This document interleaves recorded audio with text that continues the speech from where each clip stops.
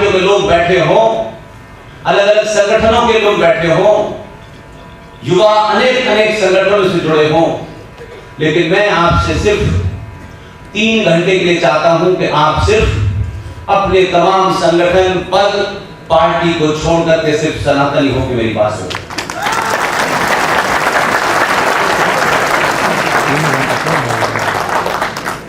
क्योंकि हम पहले और आखिरी सनातनी हैं, बाद में कांग्रेस के हैं, बीजेपी के हैं, आरएसएस के हैं, विश्व हिंदू परिषद के हैं, वगैरह वगैरह वगैरह के हैं। हमने अपनी पहचान ये पॉलिटिकल पार्टी की दुकान से तय करना शुरू कर दिया। लोग अपना नाम बाद में बताते हैं, पहले पार्टी का नाम बताते हैं, जिससे रौब गालिब होकर देखो हम सत्ता बदल के हैं, उस पे उसका कोई असर नहीं है। क्योंकि ये कोई संवैधानिक सभा नहीं है, कोई ऐसी सभा नहीं है कि इसके अंदर किसको कहां बैठना है, किसको कहां नहीं बैठना है। मैं अपनी हर सभा में यह भी कहता हूं, इस लोकसभा की और राज्यसभा की कार्रवाई देखते देखते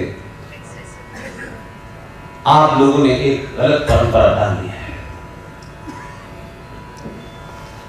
जब भी आपको लगता है कि सभा गार 3 हिस्सों में बैठा हो, तो उल्टे हाथ पे जिसपे लोकसभा में विपक्ष बैठता है वहां महिलाओं को बैठा देते हैं। किसी भी ऐसे प्रोग्राम में जहां राष्ट्र आपके बीच में केंद्र में हो, तो उसको आसान भाषा में कह सकता हूं कि एक परिवार में मां राष्ट्र होती है और पिता देश होता है।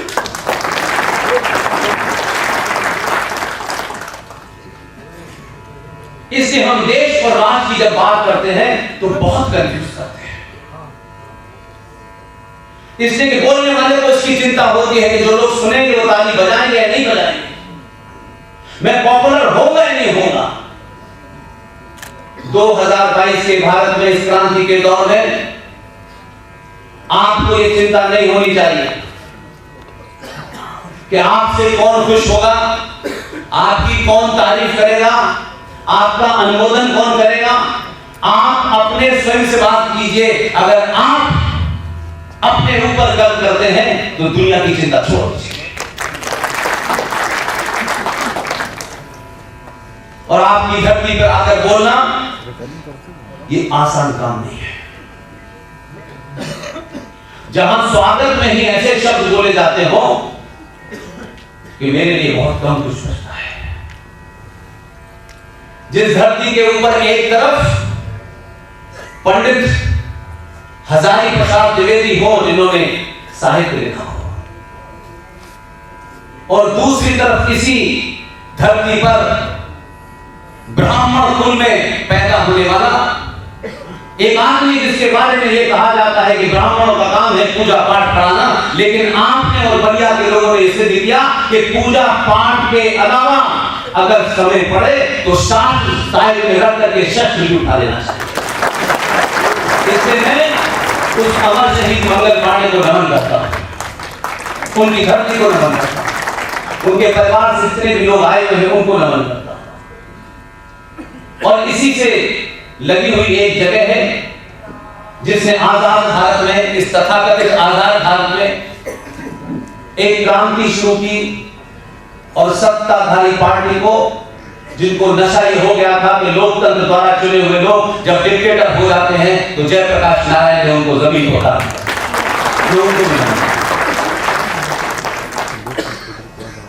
अब जो मेरा विषय है मैं उस पर आता हूं, जिसके कारण आप मुझे जानते हैं, जो आप सुनना चाहते हैं।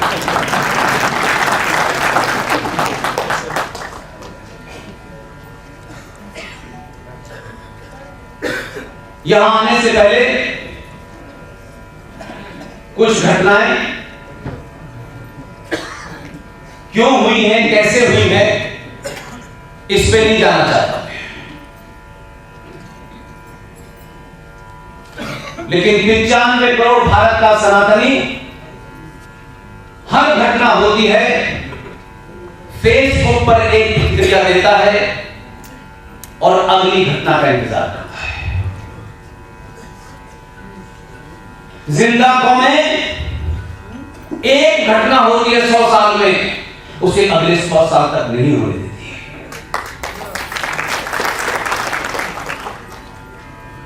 हम घटनाओं को रोज होते देखते हैं।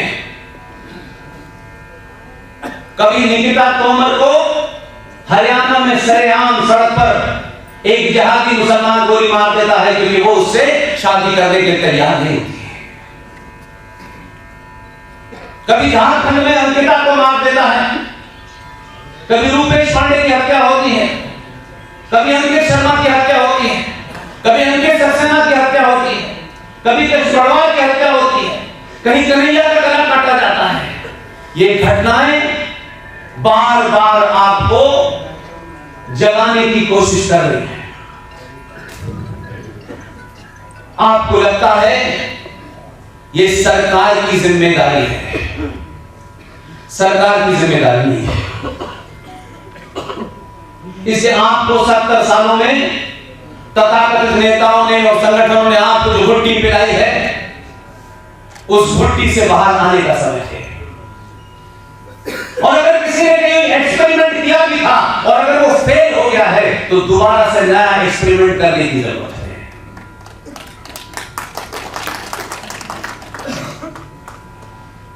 उत्तर प्रदेश में जहां से मैं बोल रहा हूं, मुझे पूरी उम्मीद है कि कुछ बातें जो मुझे उठानी है वो लखनऊ तक पहुंचेगी। और सिर्फ बात पहुंचाना ही मेरा मकसद है और कोई मकसद नहीं। इससे सभागार में कितने ब्राह्मण हैं, कितने ठाकुर हैं, कितने यादव हैं, इसकी गिनती मैंने कभी नहीं की। प्रोग्राम आयोजित करने वालों की जाति क्या है, मुझे उससे कोई फर्क नहीं। और हम अगर ये समझते हैं कि 1947 में भारत पैदा हुआ था तो हमसे बड़ा कोई मूर्ख नहीं है। लिहाजा हमने बहुत सारे कुकर्म और कुतर्क किए हैं जिसकी सजा हम भुगत रहे हैं। नहीं जानता कि समाज में बहुत विद्वान लोग जो कभी किसी सत्ता के साथ नहीं रहे, जिनका सत्ता से कोई प्रत्यक्ष अप्रत्यक्ष संबंध नहीं रहा, उन लोगों ने भी कभी रुक करके समाज को सच बोलने की ताकत नहीं थी। कुछ ऐसा नहीं है कि कोई नया विचार मैं आपको देने वाला हूं। आपने शब्दों के साथ अनर्थ किया, हमारे बुजुर्गों ने किया और खुल्लम खुल्ला किया, और अब वो हमारी आदत में शुमार हो गए हैं। इसलिए हम सही बात सुनना नहीं चाहते, और जो सही बात कहते हैं ये हेट मॉन्गर है, ये समाज में जहर फैला रहा है, ये समाज को तोड़ रहा है। ये हम अपनी कायरता को छुपाने के लिए इस्तेमाल करते हैं। एक कायर और डरपोक समाज तभी डरपोक और कायर बनता है जब उसमें लालच भर जाता है। वो लालच उसको कभी सही नहीं बोलने देता, कि उसको हमेशा चिंता होती है कि वो सच बोलेगा तो उसके लालच में जो भी कुछ चीज है वो पूरी नहीं होगी और कोई उससे नाराज हो जाएगा। इसलिए दिन भर उठते बैठते जागते चलते फिरते उसको इस बात की चिंता रहती है कि उसका शत्रु जब तक उसको अनुमोदन नहीं करेगा तब तक उसकी समाज में पहचान नहीं होगी। इसे क्या खाना है, कैसे चलना है, धोती पहननी है कि नहीं पहननी है, तिलक लगाना है कि नहीं लगाना है, चोटी बांधनी है कि नहीं बांधनी है, ये सब करते वक्त हम देखते हैं कि समाज में हमने कोई अलग थलग न कर दे, कोई नाराज न हो जाए कि भाई आप कब से हिंदूवादी हो गए तो तिलक लगाने लगे, आप तो अच्छे खासे लोग क्या आप चुटिया लगाने लगे। और कौन पूछ रहा है आपसे, जिससे कभी आपने नहीं पूछा कि तुम पजामा ऊपर क्या पहनते हो, कुर्ता नीचे क्यों पहनते हो।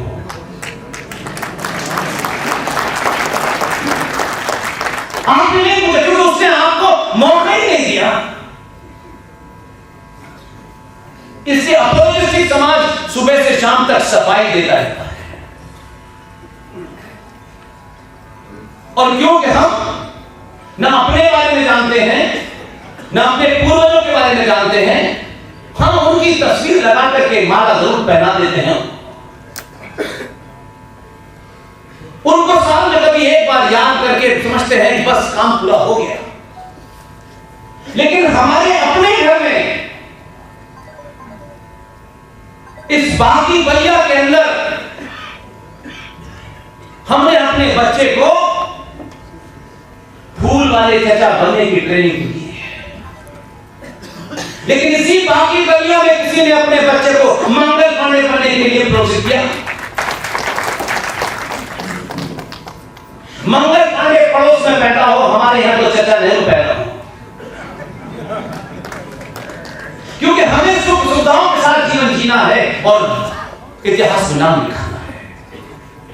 और जब समाज की मानसिकता हो जाती है तो जिस आदमी ने 26 साल की उम्र में अंग्रेज अफसर के जब गोली मारी थी तो उसके मन में यह भाव कभी नहीं रहा होगा कि मेरे जाने के बाद मेरे गीत गाए जाएंगे, बड़े बड़े पुरस्कार मेरे नाम से दिए जाएंगे। उसके मन में यह कभी नहीं था। लेकिन उसके मन मस्तिष्क में यह जरूर रहा होगा कि मेरे जाने के बाद हजारों मंगल पांडे पैदा होंगे।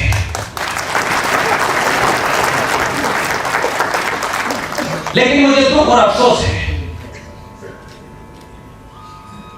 सुबह जो लोग कुछ मिले उन्होंने उसके घर की उस स्मारक की स्थिति के बारे में बताया। बहुत बुरी हालत है। आप कह सकते हैं कि सरकार का काम है। कभी अपने आप से पूछिए कि पार्टियां बड़ी है, संगठन बड़े हैं या राष्ट्र बड़ा है। किसी के नाम के आगे पांडे लगा है, किसी के नाम के आगे सिंह लगा है, यादव लगा है, इससे फर्क क्या पड़ने वाला है। इसलिए मैं जहां जाऊं वहां एक बड़ा जाति का मामला है। लोग पर्चियां देते हैं, इस पे भी बोलिए। मैंने कहा इस पे बोलने के लिए मुझे कुछ बचा है क्या? मुझसे पहले लोगों ने नहीं बेचा क्या? क्या इन कारणों से हम पराधीन नहीं हुए? क्या इन कारणों से हम चौराहे चौराहे नहीं मारे जा रहे? लेकिन ये बीमारी हमारे अंदर से खत्म नहीं होकर दे रही। भारतीय सनातनी समाज जिसका इतिहास अनादिकाल से है, जब से ये ब्रह्मांड वजूद में आया होगा, सनातनी समाज कभी भारत जाति प्रधान नहीं रहा।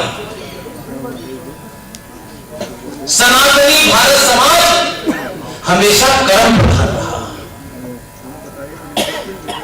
हम रामायण का गुणगान करते हैं, भगवान राम की पूजा करते हैं, परशुराम का जिक्र करते हैं, रावण का जिक्र करते हैं,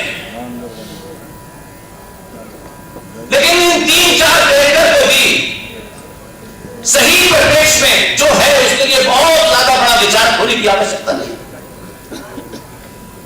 हम में से किसी ने रावण को नहीं देखा और ना ही उस वक्त टेलीविजन का तो लाइव देख लिया होता। अनादिकाल से एक कथा चल रही है, रावण ने ये किया। उस समय की जो सामाजिक मान्यताएं थी, परंपराएं थी, उसको तोड़ करके एक काम रावण ने किया। रावण शुद्ध ब्राह्मण था, बहुत ज्ञानी भी था, उसके ज्ञान पे कोई सवाल नहीं कर सकता था। लेकिन रावण का एक पिंड 2022 के भारत में भी उसके उस एक गलत काम के चलते आज भी रावण चौराहे पे जलाया जाता है। और एक दूसरा रावण जिसको आप परशुराम कहते हैं, परशुराम अपने कृत्य के कारण आज भी मंदिर में पूजे जाते हैं। आपको अच्छा लग सकता है, ब्राह्मणों को गाली दे सकते हैं, गाली देने में पैसे नहीं लगते,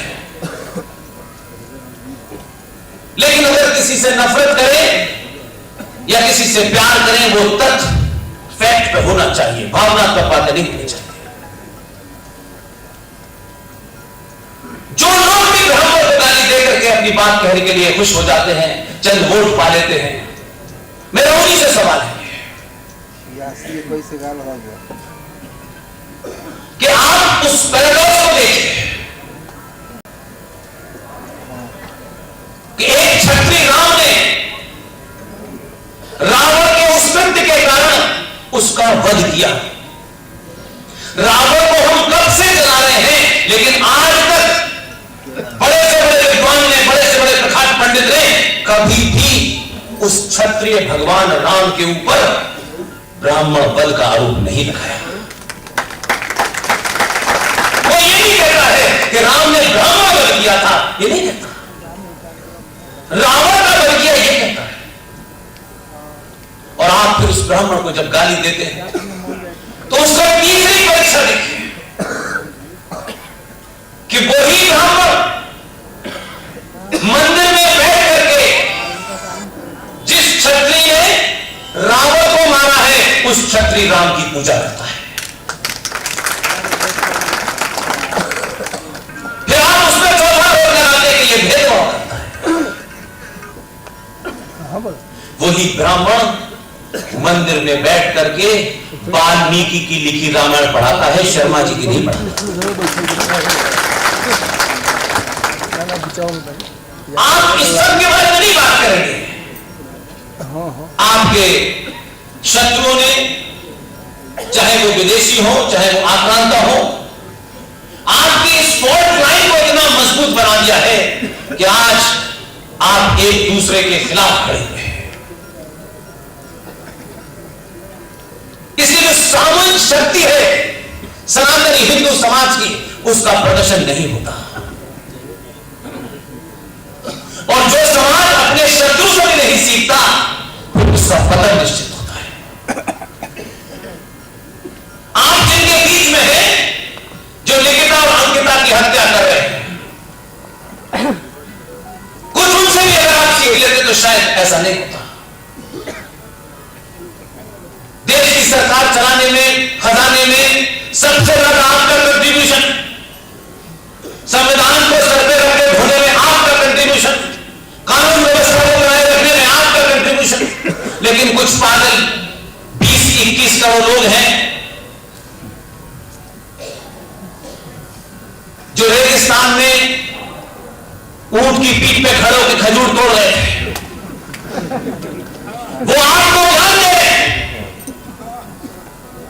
वो आपको चौड़ाए चौड़ाए डरा रहे, वो खुला खुला मार रहे और आप सिर्फ मूक दर्शक बने खड़े हुए हैं। भगवान राम की कहानियां सुनाई जाती, बड़े बड़े कथाकार सुनाते हैं। मैंने आजकल बड़े मॉडर्न भी हो गए, कुछ राजनीति में थे, जब धक्के मार के वहां से निकाल दिए गए तो आजकल कथा सुना है। बहुत मदद है। और कुछ तो कथाकारों के बारे में मैंने सुना है 4 करोड़ रुपया लेते हैं कथा सुनाने का, और उसी कथा में ये सनातन के तमाम एक परिवार की महिलाओं से और पुरुषों से कह रहा हूं, ये मेरी और आपकी लड़ाई नहीं है, ये सनातन भारत की जो करोड़ों साल पुरानी पहचान है उसको बरकरार रखने के लिए अगली पीढ़ी की लड़ाई है।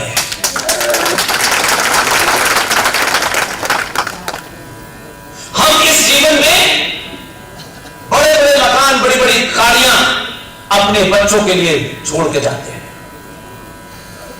दुनिया के किसी इतिहास में संपन्न समाज ये गाड़ियां और ये मकान कभी अपनी राष्ट्र की संस्कृति को बचाने के लिए आगे नहीं आती।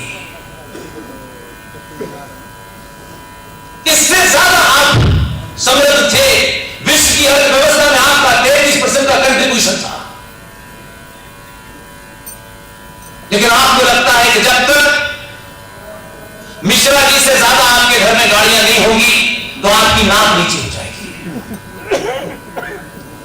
फला की शादी में 3 किलो सोना दिया गया है, तो मुझे 4 किलो देना है।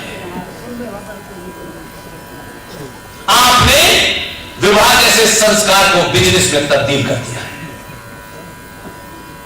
आपने उस अपनी बेटी की कीमत मार्केट में लगाई है। यह सबसे बड़ा जघन्य अपराध है। हमारी संस्कृति में माएं, बेटियां, बहनें घर की इज्जत होती है।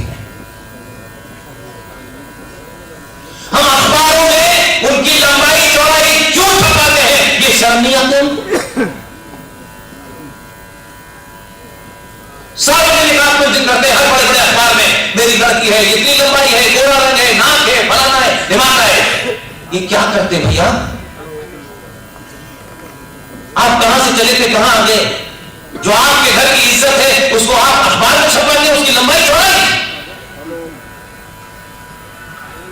फिर उसी हिसाब से आप दूसरे को देखते हैं। और एक दिन दहेज देने के बाद भी बेटी बचती नहीं है। आप उस बेटी के लिए लड़का नहीं चुनते। माफ कीजिएगा,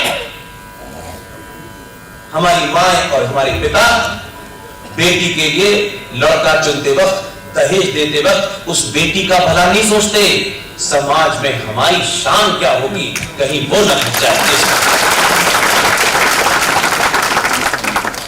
किसी और समाज में संकट नहीं है। पंचर छोड़ने वाले के पास न दहेज लेने के लिए है, देने के लिए। इसे सीखने के लिए किसी ने भी सीखना चाहिए। हम हर चीज जो 70 mm पर्दे पर 10 सेकंड का विज्ञापन देने के लिए 5 दिन तक अपना मेकअप कराती है, हम आजीवन वैसे ही दिखना चाहते हैं। इसके ऐसे तमाम कैरेक्टर हमारे इतिहास में हमारे बीच में हैं, हम उनको नहीं मानते।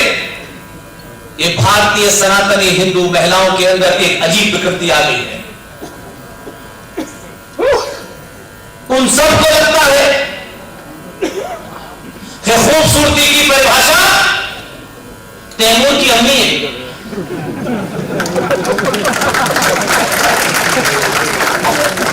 हमें वही दिखना है। तैमूर की अम्मी को हकीकत में देखेगी मैरिन ड्राइव पे, तो लगेगा 10 रुपए भीख दे दो उसको। हम पर्दे से, विज्ञापन से असली जीवन की तुलना करके जीना चाहते हैं, यह मुमकिन नहीं। हम कभी भी घर के अंदर किसी विषय पे कोई वार्तालाप नहीं करते। आपके घर के अंदर बच्चे हैं, उनके मन में कई सवाल हैं, बेटियों के कई सवाल हैं, लेकिन फुर्सत नहीं है हमें।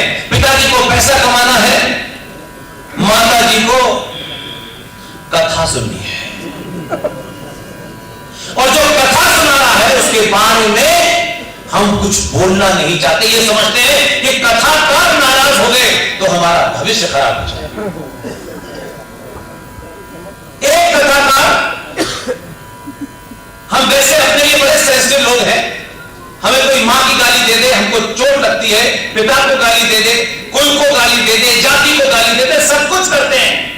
लेकिन जिसको अपना आराध्य मानते हैं, जिसको पूजते हैं, उस मर्यादा पुरुषोत्तम राम के बारे में कोई कुछ भी कहते, हमको फर्क नहीं पड़ता। इसलिए भगवान राम की कथा सुनने जो भी जाते हैं,